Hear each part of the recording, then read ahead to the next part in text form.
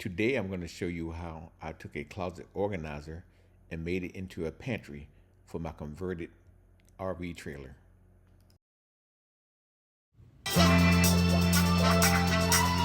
This page is about a man that bought his first pickup truck after he retired. He named it the Galaxy. This truck gave him so much capability that he decided to do more with it. So he bought this horse trailer and he wished to convert it into an RV so he can travel around the country and enjoy life in a different way. And here's my new motto: it's good to be alive, but it's best to live.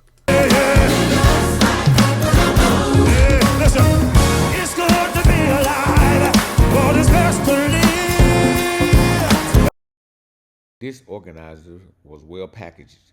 It's made of some kind of stainless steel, sturdy material, and I set it in there just to see how it fits. And there would be a little bit of overlaps. My main concern was make sure it fit between that pole and the cabinet wall. I bought this sliding pantry for my RV, and I measured it, and it seemed to be slightly longer, but I wasn't certain. But sure enough, it is a little longer. I was gonna rebuild out this frame all the way around here for both doors so it closed out evenly. But I just realized I'm gonna try something else. I'm gonna mount it in that position, then fasten the door to this side, this door, onto that, so it looked like it was mated from the other side. I'll see how this is gonna work. This unit was pretty well made, and I had to put it into the space and custom mark the holes because the template they provided wouldn't fit mine, simply because this thing is a little longer than my cabinet. So I had to custom make this installation. You have it, a little closet organizer, they call it. It's gonna be my pantry. And right now, slide the bottom out, like such. Slides back in, and the top back in. Make for lots of being able to store canned goods on both shelves, and that's good. Only problem is this does stick out beyond the edge a little bit. I got an option of creating a surround around here that raises this whole face, so I'd be able to close the doors like normal, and then be able to open this door and get to the pantry. Or I could just attach this door to this face here and slide them both out at the same time, like such. So I got to figure that out, and I'll show you what I do. As you can see, I chose the option to raise the face around the whole cabinet opening. This made things a little simpler than trying to do it the other way. It did interfere with some of my other installations, but it's gonna work out just fine. I just need to get it in place, make sure the doors can close, then I can paint it later on to match the rest of the cabinet. So, took some effort, but I got it done. A new frame before I put the doors on. I'm a minute to get it right. It's on there. Do some sanding later. I check the doors for fit. It will close. I'll show you with the doors on. Here it is with the doors installed. It took me a little bit of customization because there was some drag at the bottom, but it turned out pretty good. So just have to do some ops checks on it and get ready to paint the frame, and you won't even notice the difference. Okay, the new frame is in.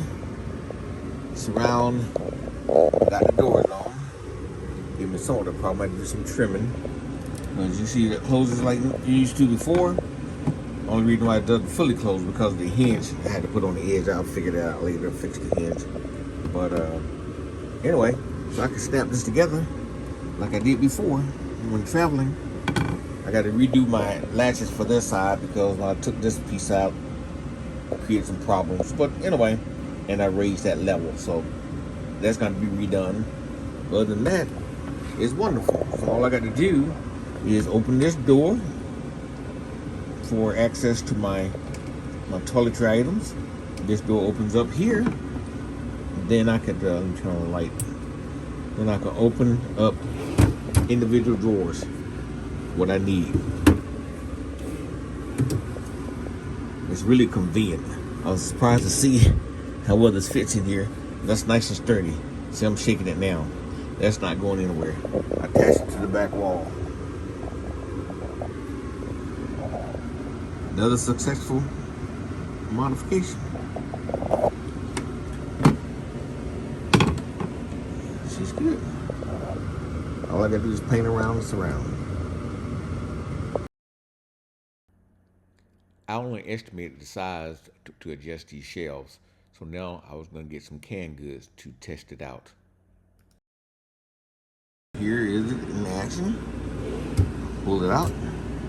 I got room for several different cans. I'm going to check it out in a minute. And at the bottom, same thing. They got a little bit more clearance up there, so I can put taller cans, products in there as well. So it don't have to be just for the canned goods. They're just working so marvelously. Even fully extended, the rack fully supported the weight I was placing on it. So I think this thing's gonna work out really well for me. I estimated 13 cans go between here and the end there. So it's pretty good because they don't necessarily fit side by side unless I force them to, but anyway. But I estimated 13 cans, and the top is the same size. Since this is going to be my pantry, I need to see what other items will fit on this shelf. So it's time to try something different to include spices and things like that. So these shelves are sufficient enough to carry more than just canned goods. This can be also used as a good seasoning rack, y'all. Look at there. Place for my seasoning. There, I can put more in there. I think that was a successful modification. While I have you, there's a few other changes I made to my RV I'd like to share with you. I had this towel rack before, then I decided to invert it and move it over to create a soap dispenser. There it is right there mounted next to my towel rack. Now I have a towel dispenser as well as a soap dispenser right here.